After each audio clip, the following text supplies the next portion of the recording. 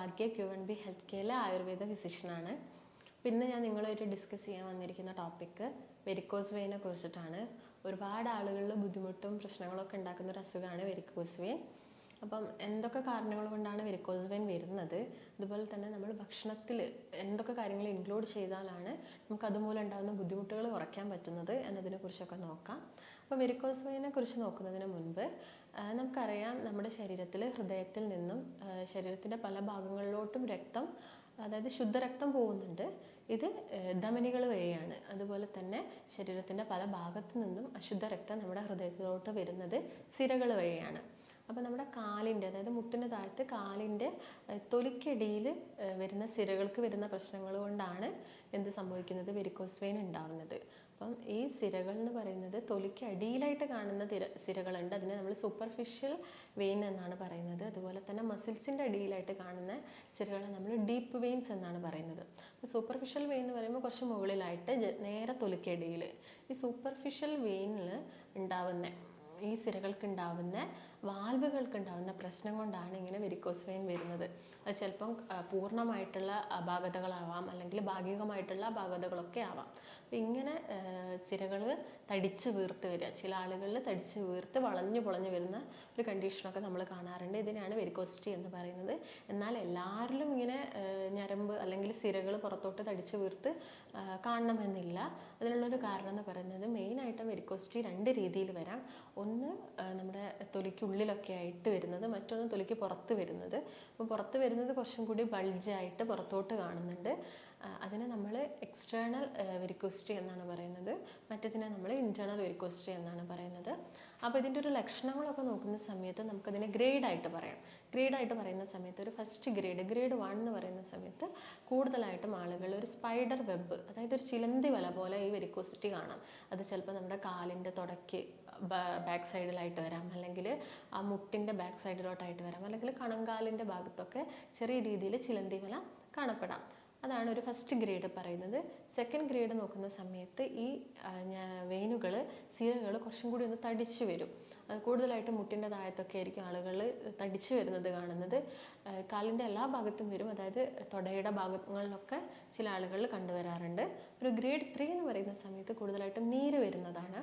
അതായത് ഈ കണങ്കാലിൻ്റെ ഭാഗത്തൊക്കെ ആളുകളിൽ നീര് വരിക, അവർ ചിലപ്പം കൂടുതൽ സമയം നിന്ന് ജോലി ചെയ്യുന്ന ആളുകളാണെങ്കിൽ കൂടുതലായിട്ട് ഒരു വൈകുന്നേരങ്ങളാവുന്ന സമയത്തായിരിക്കും ഈ നീര് വന്ന് കിടക്കുന്നുണ്ടാവുക. രാവിലെ ചിലപ്പം ഉറങ്ങി എണീറ്റ് കഴിയുന്ന സമയത്ത് നീരൊക്കെ പോകും, പിന്നീടും വീണ്ടും നമ്മുടെ ജോലിയുടെ ഭാഗമായിട്ട് അത് വരും. അതുകൊണ്ട് തന്നെ ഇതിന് നമ്മളൊരു ഒക്യുപ്പേഷണൽ ഡിസീസ് എന്നാണ് പറയുന്നത്. കൂടുതലായിട്ടും ഈ നിന്ന് ജോലി ചെയ്യുന്ന പോലീസ്, സെക്യൂരിറ്റീസ്, ഈ ട്രാഫിക് പോലീസസ്, നഴ്സസ്, ടീച്ചേഴ്സ്, ഇവരിലൊക്കെയാണ് ഇത് കൂടുതലായിട്ടും കാണുന്നത്. അതുപോലെ തന്നെ സ്ത്രീകളിലും നമ്മൾ പറയാറുണ്ട് കുറച്ച് കൂടുതലായിട്ടാണ് കാണുന്നതെന്ന്. അതിനുള്ളൊരു കാരണം എന്ന് പറയുന്നത് ഈ പ്രസവ സമയത്ത്, അല്ലെങ്കിൽ അവർ കൂടുതൽ സ്ട്രെയിൻ ചെയ്യുക, അല്ലെങ്കിൽ ഈ പ്രഗ്നൻ്റ് ആയിരിക്കുന്ന സമയത്ത് അവർക്ക് വരുന്നൊരു വെയിറ്റ് ഗെയിന്, അല്ലെങ്കിൽ ഒരു ഹോർമോണൽ ചേഞ്ച് ഒക്കെയാണ്. എന്നാൽ ഒരു 70% സ്ത്രീകളിലും ഒരു ഡെലിവറി കഴിഞ്ഞതിന് ശേഷം ഇത് നോർമൽ ആവാറുണ്ട്. ഒരു 30% ആളുകളിൽ മാത്രമേ ഇത് അങ്ങനെ തന്നെ, അതായത് ആ ഒരു വേദനയും കടച്ചിലും കാര്യങ്ങളൊക്കെ ഉണ്ടാവാറുള്ളൂ. പിന്നെ ഒരു 4th സ്റ്റേജ് എന്നൊക്കെ പറയുന്ന സമയത്താണ് അവിടെ ഒരു നിറവ്യത്യാസം, അതുപോലെ തന്നെ ചൊറിച്ചിലൊക്കെ അനുഭവപ്പെടും ഒരു കണങ്കാലിൻ്റെ ഭാഗത്ത്. അതായത് ഒരു അൾസറിൻ്റെ മുൻപുള്ളൊരു സ്റ്റേജാണ് ഇങ്ങനെ നിറവ്യത്യാസം, അതുപോലെ നന്നായിട്ടുള്ളൊരു ചൊറിച്ചിലൊക്കെ ഉണ്ടാവുന്നത്. അപ്പോൾ ഒരു 5th സ്റ്റേജിൽ അൾസറായിട്ട് മാറാം, വ്രണങ്ങളായിട്ട് മാറാം. ഒരു 6th ഒക്കെ ആവുന്ന സമയത്താണ് ബ്ലീഡിങ് കൂടുതലായിട്ടൊക്കെ കണ്ടുവരുന്നത്. അപ്പോൾ ലക്ഷണങ്ങൾ പറയുകയാണെങ്കിൽ നമ്മൾ മെയിനായിട്ടും ഈ ഗ്രേഡ് അനുസരിച്ചിട്ടാണ് പറയുന്നത്. ഇനി കാരണങ്ങൾ നോക്കുകയാണെങ്കിൽ ആദ്യം തന്നെ പറയേണ്ട ഒരു കാരണം പ്രായം തന്നെയാണ്. പ്രായമാവുന്നതിനനുസരിച്ച് നമ്മുടെ മസിൽസ്, കാലുകളിലുള്ള മസിൽസിന് വരുന്നൊരു വീക്ക്നെസ്, ബലക്കുറവ് ഉണ്ടാവുക, അതുപോലെ തന്നെ രക്തക്കുഴലുകളുടെ ഇലാസ്റ്റിസിറ്റി നഷ്ടപ്പെടുക, അതുമൂലം തന്നെ രക്തക്കുഴലുകൾ ഉണ്ടാക്കിയിരിക്കുന്ന കൊളാജൻ, ഇലാസ്റ്റിൻ, പ്രോട്ടീൻസ് ഒക്കെ കുറയുക. ഇതുമൂലം പ്രായമാകുന്ന സമയത്ത് വെരിക്കോസിറ്റി വരാനുള്ളൊരു ചാൻസ് കൂടുതലാണ്. മറ്റൊരു കാരണം നോക്കുകയാണെങ്കിൽ പാരമ്പര്യമാണ്. അതായത് ഇപ്പം നമ്മളെ വീട്ടിലാർക്കെങ്കിലും ഉണ്ടെങ്കിൽ ചിലപ്പോൾ അത് നമ്മളെ നെക്സ്റ്റ് ജനറേഷനിലും വരാനുള്ളൊരു ചാൻസ് ഉണ്ട്. മറ്റൊരു കാരണം നോക്കുകയാണെങ്കിൽ കുറേ സമയം നിന്ന് ജോലി ചെയ്യുന്ന ആളുകളിലാണ്. നിന്ന് ജോലി ചെയ്യുന്ന സമയത്ത് നമ്മൾ കൂടുതലായിട്ടൊരു സ്ട്രെയിന് കാലിന് കൊടുക്കുന്നു. ഇതുമൂലം വാൽവുകൾക്ക് തകരാറ് സംഭവിക്കുന്നു. മറ്റൊരു കാരണം നോക്കുകയാണെങ്കിൽ ഹോർമോണിൽ ഉണ്ടാകുന്ന വ്യത്യാസങ്ങൾ. സ്ത്രീകളെ നോക്കുകയാണെങ്കിൽ ഞാൻ പറഞ്ഞു, ഡെലിവറി സമയത്തോ അല്ലെങ്കിൽ ആർത്തവ വിരാമത്തിന് ശേഷം അവർക്ക് വരുന്നൊരു ഹോർമോണൽ ചേഞ്ച് കാരണം ഇങ്ങനെ വെരിക്കോസിറ്റി വരാം. പിന്നുള്ളൊരു കാരണം നോക്കുകയാണെങ്കിൽ ന്യൂട്രീഷണൽ ഡെഫിഷ്യൻസിയാണ്. അതായത് എന്തെങ്കിലും ഒരു ന്യൂട്രീഷൻ, വൈറ്റമിൻസിൻ്റെയോ മിനറൽസിൻ്റെയോ ഒക്കെ ഡെഫിഷ്യൻസി കാരണം നമ്മുടെ ശരീരത്തിൽ ഒരു അമിനോ ആസിഡ്സ് കൂടുതലായിട്ട് ഉൽപ്പാദിപ്പിക്കപ്പെടുക. അതായത് നാച്ചുറലി പ്രസൻ്റ് ആയിട്ടുള്ള ഒരു ഹിമോസിസ്റ്റിൻ എന്ന് പറഞ്ഞ അമിനോ ആസിഡ്സ് ഇങ്ങനെ ന്യൂട്രീഷണൽ ഡെഫിഷ്യൻസി ആവുന്ന സമയത്ത് കൂടുതലായിട്ട് ഉണ്ടാവുന്നു. ഇത് നമ്മുടെ കൊളാജൻ, അതുപോലെ തന്നെ ഇലാസ്റ്റിൻ, പ്രോട്ടീൻസിൻ്റെ ഒക്കെ അളവിൽ കുറവ് വരുത്തുന്നു. അതുമൂലം നമ്മുടെ വാൽവുകൾക്കൊക്കെ തകരാറ് സംഭവിക്കാം, രക്തക്കുഴലുകൾക്ക് ബലം കുറയാം, അതുകൊണ്ട് വെരിക്കോസിറ്റി വരാറുണ്ട്. മറ്റൊരു കാരണം നോക്കുകയാണെങ്കിൽ നിങ്ങളിപ്പം കൂടുതലായിട്ടും വെയിറ്റൊക്കെ പൊക്കുന്ന ആളുകളാണെങ്കിൽ, വെയിറ്റൊക്കെ അതായത് ഇപ്പോൾ ജിമ്മിലൊക്കെ പോകുന്ന ആളുകളാണെങ്കിൽ അവർ നന്നായിട്ട് വെയിറ്റ് പൊക്കും. ഈ സമയത്ത് നമ്മൾ കൂടുതൽ ശ്വാസം മുകളിലോട്ട് എടുക്കുന്നത്, അതായത് ഓക്സിജൻ മുകളിലോട്ട് എടുക്കുന്ന സമയത്ത് താഴത്ത് നിന്ന്, അതായത് കാലിൽ നിന്നും മുകളിലോട്ട് രക്തം തിരിച്ചു വരണം. ഈ ഒരു അവിടെ ഒരു സ്റ്റാഗ്നേഷൻ അല്ലെങ്കിൽ ഈ ഒരു ബ്ലഡിൻ്റെ ഫ്ലോ അവിടെ കുറയുന്നു. ഇതുമൂലം നമുക്ക് എന്ത് വരാം? വെരിക്കോസിറ്റി വരാം. അപ്പോൾ മെയിനായിട്ട് പറയുകയാണെങ്കിൽ ഇതൊക്കെ തന്നെയാണ് പ്രധാന കാരണങ്ങൾ.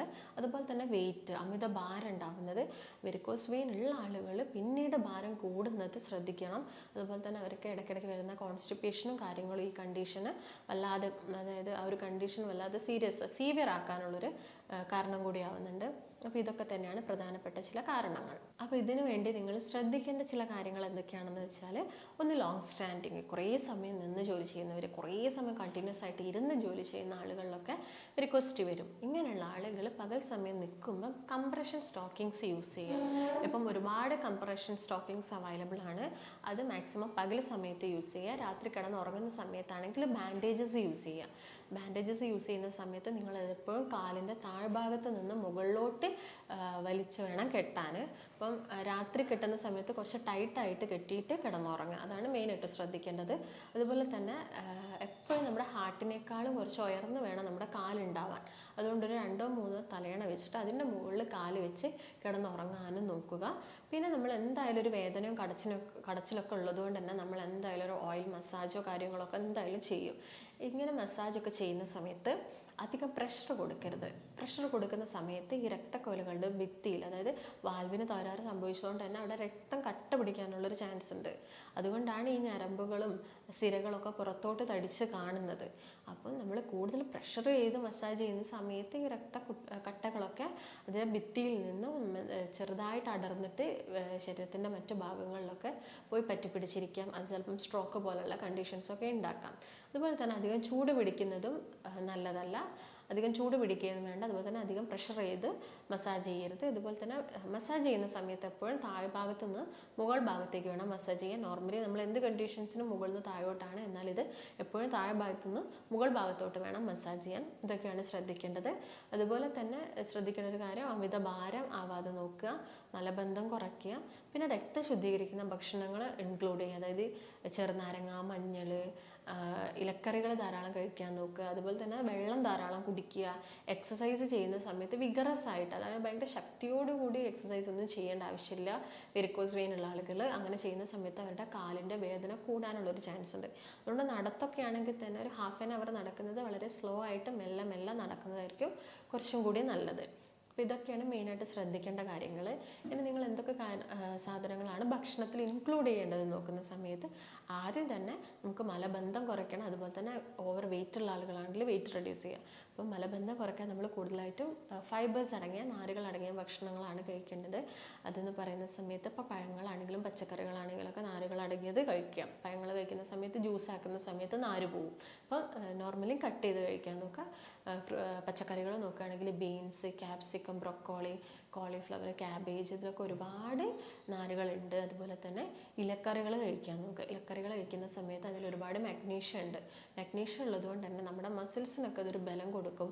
പിന്നെ ഇലക്കറികൾ കഴിക്കുമ്പോൾ നമ്മൾ മൂത്രത്തിൻ്റെ അളവ് കൂടുന്നത് വഴി ഇങ്ങനെ ഉണ്ടാകുന്ന നീരുകളൊക്കെ കുറയ്ക്കാൻ സഹായിക്കും. ഇതാണ് ഇലക്കറികൾ കഴിക്കുക. അതുപോലെ തന്നെ തവിടുള്ള ധാന്യങ്ങൾ, അരികളൊക്കെ ഭക്ഷണത്തിൽ ഇൻക്ലൂഡ് ചെയ്യാൻ നോക്കുക. അതോടൊപ്പം തന്നെ ഇഞ്ചി കഴിക്കുക. ഇഞ്ചി കഴിക്കാൻ പറയുന്നത്, ഇഞ്ചിയിൽ നമ്മുടെ രക്തം കട്ട പിടിക്കുന്ന ഒരു ഫൈബ്രിൻ എന്ന് പറഞ്ഞൊരു ഘടകമാണ് രക്തം കട്ട പിടിക്കാൻ സഹായിക്കുന്നത്. ഇത് ബ്രേക്ക് ഡൗൺ ചെയ്യാൻ ഇഞ്ചി സഹായിക്കും. അതുകൊണ്ട് ഇഞ്ചി നീര് കഴിക്കാം, അല്ലെങ്കിൽ അത് ചായയാക്കിയൊക്കെ നിങ്ങൾക്ക് ഉപയോഗിക്കാം. മറ്റൊരു കാര്യം പറയുന്നത് റൂട്ടിനാണ്. റൂട്ടിൻ എന്ന് പറയുന്നത് കൊളസ്ട്രോൾ, BP ഒക്കെ കുറയ്ക്കാൻ സഹായിക്കുന്ന ഒരു ഫ്ലാവനോയിഡാണ്. ആൻറ്റി ഇൻഫ്ലമേറ്ററി ആണ്. അതുപോലെ തന്നെ അത് ആൻറ്റി ഓക്സിഡൻ്റ് ആണ്. കൂടുതലായിട്ടും ബെറി ഫ്രൂട്ട്സിലാണ് കാണുന്നത്. അതായത് ബ്ലൂബെറി, ബ്ലാക്ക്ബെറി, പിന്നെ നമ്മുടെ ആപ്പിളിൽ കാണുന്നുണ്ട്, അതുപോലെ തന്നെ മുന്തിരിയിൽ കാണുന്നുണ്ട്. അപ്പോൾ ഇതൊക്കെ ഭക്ഷണത്തിൽ ധാരാളം ഇൻക്ലൂഡ് ചെയ്യാവുന്ന സമയത്ത് നമ്മുടെ വാൽവുകൾക്കൊക്കെ ബലം കിട്ടും, രക്തം കട്ട പിടിക്കുന്നത്. നമുക്കറിയാം വെരിക്കോസിറ്റി ഉള്ള ആളുകളിൽ കാലിൻ്റെ ഭാഗത്തൊക്കെ രക്തത്തിൻ്റെ ഫ്ലോ വളരെ കുറവായിരിക്കും. അപ്പോൾ അത് പ്രിവെൻറ്റ് ചെയ്യാനും ഈ റൂട്ടിൻ സഹായിക്കും. അതുപോലെ തന്നെ നമ്മുടെ വെയിൻ്റെ ആരോഗ്യത്തിന് നല്ലതാണ് ബീട്രൂട്ട്. നമുക്കറിയാം ബീട്രൂട്ട് രക്തം കൂട്ടാനൊക്കെ സഹായിക്കുന്ന ഒരു പച്ചക്കറിയാണ്. അപ്പം ബീട്രൂട്ടിൽ ബീറ്റാ സയനിൻ എന്ന് പറഞ്ഞൊരു ഘടകമുണ്ട്. ഈ ഘടകം എന്താ ചെയ്യുന്നത്, നേരത്തെ ഞാൻ പറഞ്ഞ പോലെ തന്നെ നാച്ചുറലി നമ്മുടെ ശരീരത്തിൽ കാണുന്ന ഒരു അമിനോ ആസിഡ്സ് ആണ് എന്ത് പറയുന്നത്, ഹീമോസിസ്റ്റിൻ. ഇതിനെ കുറച്ചുകൊണ്ട് വരും. ഇത് കൂടിയാൽ നമ്മുടെ രക്തക്കുഴലുകൾക്കൊക്കെ ഇത് ബാധിക്കും. അതുകൊണ്ട് ഇത് കുറയ്ക്കാൻ സഹായിക്കുന്നതാണ് എന്ത്, ബീട്രൂട്ട്. അതുപോലെ തന്നെ വൈറ്റമിൻ സി റിച്ച് ആയിട്ടുള്ള ഫ്രൂട്ട്സുകൾ, അതായത് സിട്രസ് ഫ്രൂട്ട്സുകൾ, മുസമ്പി, ഓറഞ്ച്, ചെറുനാരങ്ങ, ഇതൊക്കെ ധാരാളം കഴിക്കാൻ നോക്കുക. ഇതൊക്കെ നമ്മുടെ രക്തക്കുഴലിൻ്റെ ബലം കൂട്ടാനും അതുപോലെ തന്നെ രക്തം കട്ട പിടിക്കുന്നതൊക്കെ കുറയ്ക്കാനൊക്കെ സഹായിക്കും. അതുപോലെയാണ് വൈറ്റമിൻ ഇ അടങ്ങിയിട്ടുള്ള അവക്കാഡോ അഥവാ ബട്ടർ ഫ്രൂട്ട്, വെണ്ണപ്പഴം എന്നൊക്കെ നമ്മൾ പറയും. അത് ബ്ലഡ് കട്ട പിടിക്കുന്നത് കുറയ്ക്കും. വൈറ്റമിൻ ഇ നമുക്കറിയാം ഒരു ബ്ലഡ് തിന്നറാണെന്ന് നമുക്കറിയാം, അതിന് ഹെൽപ്പ് ചെയ്യും. അതുപോലെ തന്നെ ശതാവരി നല്ലതാണ്. ശതാവരി എന്ന് പറയുന്ന സമയത്ത് ആസ്പരാഗസ് നമുക്കറിയാം, അതിൻ്റെ സ്പ്രൗട്ട്സ് ഒക്കെ ഇപ്പം അവൈലബിൾ ആയിട്ട് കിട്ടും. ഈ മുളകൾ അത് നമുക്ക് തോരനായിട്ട് അല്ലെങ്കിൽ കറിയൊക്കെ വെച്ചിട്ട് കഴിക്കാവുന്നതാണ്. അതുപോലെ തന്നെ ജീരകജലം, വെറും വയറ്റിൽ ജീരകജലം കുറയ്ക്കുന്നത് പെയിനൊക്കെ കുറയ്ക്കാൻ സഹായിക്കും. അതുപോലെ നിങ്ങൾക്ക് ഇങ്ങനെ നന്നായിട്ട് ബ്ലീഡിങ്, അൾസറൊക്കെ വന്നിട്ട് ബ്ലീഡിങ് ഉള്ള സമയത്ത് നമുക്ക് അവിടെ ഐസ് പാക്സും കാര്യങ്ങളൊക്കെ വെച്ച് കൊടുക്കാം. അതുപോലെ ഈ ചൊറിച്ചിലോ ബ്ലാക്കിഷ് ഡിസ്കളറേഷനൊക്കെ വരുന്ന ഭാഗത്ത് നമുക്ക് ചുക്ക്, ഇഞ്ചി ഉണങ്ങിയ ചുക്ക് പൊടിച്ചിട്ട് കുറച്ച് ചൂടുവെള്ളമൊക്കെ മിക്സ് ചെയ്തിട്ട് ആ ഭാഗത്ത് നമുക്ക് ഒരു പേസ്റ്റ് പോലെ അപ്ലൈ ഒക്കെ ചെയ്ത് കൊടുക്കാം. ഇതൊക്കെയാണ് നിങ്ങൾ ഭക്ഷണത്തിൽ ഇൻക്ലൂഡ് ചെയ്യേണ്ടത്. അതുപോലെ തന്നെ നമുക്ക് വീട്ടിൽ ചെയ്യാൻ പറ്റുന്ന ചില കാര്യങ്ങളോ ഇതൊക്കെയാണ്. അപ്പം ഭക്ഷണത്തിൽ നിന്ന് ഒഴിവാക്കേണ്ട കാര്യങ്ങൾ എന്ന് പറയുമ്പം എപ്പോഴും ഞാൻ പറയുന്ന പോലെ തന്നെ തവിട് ഇല്ലാത്ത അരി എന്ന് പറയുന്ന സമയത്ത് നമ്മൾ വൈറ്റ് റൈസ്, മൈദ അടങ്ങിയ ഭക്ഷണം, ബ്രെഡ്, ബിസ്ക്കറ്റ്സ് പോലുള്ള സാധനങ്ങളൊക്കെ ഒഴിവാക്കണം. പിന്നെ ഒഴിവാക്കുന്ന സമയത്ത് നമുക്ക് ഇൻസുലിൻ കുറയ്ക്കാനും പറ്റും. അതുപോലെ തന്നെ വെയിറ്റ് കുറയ്ക്കാൻ പറ്റും. പഴങ്ങളും പച്ചക്കറികളൊക്കെ കഴിക്കുന്ന സമയത്ത് അതിൽ കാലോറീസ് കുറവായതുകൊണ്ട് വെയിറ്റും കൂടില്ല, അതാണ് ശ്രദ്ധിക്കേണ്ടത്. അതുപോലെ തന്നെ ഉപ്പടങ്ങിയ ഭക്ഷണം കഴിക്കുന്ന സമയത്ത് എന്താണ് സംഭവിക്കുന്നത്, ശരീരത്തിൽ ജലാംശം കൂടുന്നു. ജലാംശം കൂടുന്ന സമയത്ത് സിരകളിലും ധമനികളിലൊക്കെ പ്രഷർ കൂടുന്നു, അതുകൊണ്ടാണ് BP കൂടുന്നത്. അതുപോലെ തന്നെ നമ്മൾ സിരകളിൽ പ്രഷർ കൂടുന്ന സമയത്ത് വെരിക്കോസിറ്റി വരുന്നു. അതുപോലെ ഷുഗർ അടങ്ങിയ പേസ്ട്രീസ്, കേക്ക്സ് കാര്യങ്ങളൊക്കെ കുറയ്ക്കുക. ഇൻസുലിൻ റെസിസ്റ്റൻസ് കുറയ്ക്കാൻ പറ്റും. അതുപോലെ തന്നെ ആൽക്കഹോൾ നമുക്കറിയാം രക്തദുഷ്ടി ഉണ്ടാക്കും. അങ്ങനെ രക്തദുഷ്ടി ഉണ്ടാക്കിയാൽ വെരിക്കോസിറ്റി വരും. അതുകൊണ്ട് ആൽക്കഹോൾ ഒഴിവാക്കാൻ നോക്കുക. അതുപോലെ തന്നെ ശ്രദ്ധിക്കേണ്ട രക്തദുഷ്ടി ഉണ്ടാക്കുന്ന ചില ഭക്ഷണങ്ങളാണ് ഉഴുന്നെന്ന് പറയുന്നത്. ഉഴുന്ന്, മുതിരയൊക്കെ നമുക്കറിയാം, നമ്മൾ മഴക്കാലത്താണ് കൂടുതലായിട്ടും മുതിര കഴിക്കുക. ചൂടുള്ള സമയത്ത് പിത്തം കൂട്ടും മുതിര കഴിച്ചാൽ, അതുകൊണ്ട് തന്നെ രക്തദുഷ്ടി ഉണ്ടാവും. അതുകൊണ്ടാണ് മഴക്കാലത്ത് കഴിക്കുന്നത്. അതുപോലെ തന്നെ ഉഴുന്ന് കഴിക്കുന്ന സമയത്ത് ഈ അൾസർ ഉള്ള ആളുകൾക്ക് ചിലപ്പം ഉഴുന്ന് കഴിച്ചാൽ ഈ അൾസർ പൊട്ടിപ്പോകാനുള്ളൊരു ചാൻസ് ഒക്കെ ഉണ്ട്. അത് ഒലിക്കാനുള്ളൊരു ചാൻസ് ഒക്കെ ഉണ്ട്. അതുകൊണ്ട് ഉഴുന്ന് ഒഴിവാക്കുക, മുതിര ഒഴിവാക്കുക. എള്ള് രക്തം കൂട്ടുകയും പിത്തദുഷ്ടി ഉണ്ടാക്കുകയൊക്കെ ചെയ്യും, അത് ഒഴിവാക്കുക. ശർക്കര ഒഴിവാക്കേണ്ടതുണ്ട്. ചില പ്രോട്ടീൻസ് നിങ്ങൾ ഒഴിവാക്കേണ്ടി വരും. ചില ആളുകൾക്ക് പാൽ അലർജി ആയിരിക്കും. ഈ അൾസർ വരുന്ന ആളുകൾക്ക് പാൽ ചിലപ്പം കംപ്ലീറ്റ് ആയിട്ട് അവർ ഒഴിവാക്കിയാൽ ചിലപ്പം ഈ അൾസർ കംപ്ലീറ്റ് ആയിട്ട് മാറും. അതുപോലെ തന്നെ തൈര് ഒഴിവാക്കേണ്ടതുണ്ട്. പുളിയുള്ള മോര് ഒഴിവാക്കണം. അപ്പം അൾസർ ഒന്നും ഇല്ലെങ്കിൽ നിങ്ങൾക്കിത് ആഴ്ചയിൽ ഒരു 1-2 തവണ തൈരൊക്കെ എടുക്കാം. അധികം പുളി ഇല്ലാത്ത തൈര് എടുക്കണം. അപ്പം ബാക്കിയുള്ള ദിവസങ്ങളിലൊക്കെ നിങ്ങളിത് ഒഴിവാക്കണം. ചിലപ്പോൾ ഇങ്ങനെ അൾസറുള്ള ആളുകൾ ചിലപ്പോൾ ചായ കുടിക്കുന്നത് വരെ ഒഴിവാക്കേണ്ടി വരും. കാരണം ആ ചെറിയൊരു എമൗണ്ട് പാൽ ചായയാണ് കുടിക്കുന്നതെങ്കിലും അതും അൾസർ ഉണ്ടാക്കും. അതുപോലെ തന്നെ നിങ്ങൾ ഈ ഷെൽഫിഷുകൾ മാക്സിമം ഒഴിവാക്കാൻ നോക്കുക. അതുപോലെ പകൽ സമയത്ത് കൂടുതൽ കിടന്നുറങ്ങുന്നുണ്ടെങ്കിൽ ആ ഒരു ശീലം ഒഴിവാക്കണം. കാരണം പകൽ സമയത്ത് ഉറങ്ങുന്ന സമയത്ത് ഈ വ്രണങ്ങൾ ഉണങ്ങാൻ കൂടുതൽ സമയമെടുക്കും. അതുകൊണ്ട് പകൽ സമയത്ത് കിടന്നുറങ്ങുന്നത് ഒഴിവാക്കുക. അപ്പോൾ ഇതൊക്കെ തന്നെയാണ് പ്രധാനമായിട്ട് ശ്രദ്ധിക്കേണ്ടത്. അതുപോലെ തന്നെ വ്രണമൊക്കെ ആകുന്ന സമയത്ത് നമ്മൾ ചൂടുവെള്ളമൊക്കെ ഉപയോഗിച്ചിട്ട് വ്രണം കഴുകി നല്ല വൃത്തിയായിട്ട് ക്ലീനായിട്ട് ഹൈജീനിക് ആയിട്ട് വെക്കണം. ഇല്ലെങ്കിൽ ഇൻഫെക്ഷൻസും കാര്യങ്ങളൊക്കെ അത് സ്പ്രെഡ് ആവാനുള്ള ചാൻസും അതാണ്. അപ്പോൾ നമ്മൾ കൂടുതലായിട്ടും കാർബോഹൈഡ്രേറ്റ്സ് കുറച്ചുകൊണ്ട് മാറ്റുള്ള ഭക്ഷണങ്ങൾ ഇൻക്ലൂഡ് ചെയ്യാൻ നോക്കുക. കാരണം വെയിറ്റ് കൂടരുത്. പക്ഷേ മസിൽ ബൾക്ക് ഉണ്ടാവുകയും വേണം. നമുക്ക് മസിൽ ബൾക്ക് കുറഞ്ഞാൽ നമുക്ക് ആ ഒരു വീക്ക്നെസ്സും കാര്യങ്ങളൊക്കെ ഉണ്ടാവും.